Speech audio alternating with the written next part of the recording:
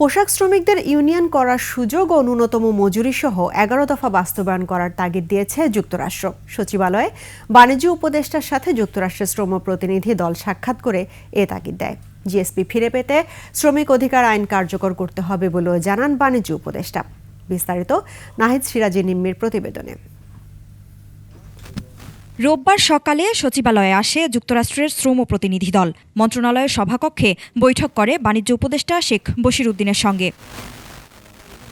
বৈঠক শেষে সাংবাদিকদের সাথে কথা বলেন উপদেষ্টা, জানান কি কি বিষয়ে হয়েছে আলোচনা। 11 দফা যে কর্মসূচি যেটা হয়েছে, এই কর্মসূচিকে বাস্তবায়ন করার ক্ষেত্রে আমরা আজকে বিশদভাবে আলোচনা করলাম এবং কিভাবে আমরা কত দ্রুত আমরা এই 11 দফা বাস্তবায়ন করতে পারি, এই উদ্দেশ্যে আমাদের আলোচনাটা হয়েছে। জিএসপি সুবিধা ফিরে পাওয়ার আশাও ব্যক্ত করেন তিনি।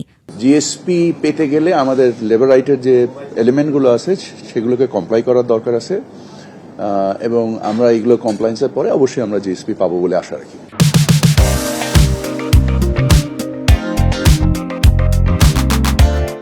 পরে বাণিজ্য সচিব জানান, ইউরোপীয় ইউনিয়ন সহ অন্যান্য দেশের মতো শুল্কমুক্ত সুবিধাও চাওয়া হয়েছে যুক্তরাষ্ট্রের কাছে। আমরা সবসময় duty free, quota free access যেটা ইউরোপিয়ান ইউনিয়নে পাচ্ছি, সেটা আমরা সব জায়গায় চাচ্ছি।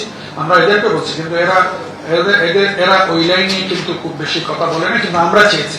গার্মেন্টস সেক্টরের সক্ষমতা বৃদ্ধিতে যুক্তরাষ্ট্র সহায়তার আশ্বাস দিয়েছেন বলেও জানান তিনি। তবে তারা ওভারঅল আরএমজি সেক্টরকে আরো কিভাবে স্কিলফুল করা যায়, আরো কিভাবে কম্পিটিটিভ করা যায়, সেক্ষেত্রে তারা সহযোগিতা দেবেন বলে জানিয়েছে। নাহিদ সিরাজি নিম্মি, 21 টেলিভিশন, ঢাকা।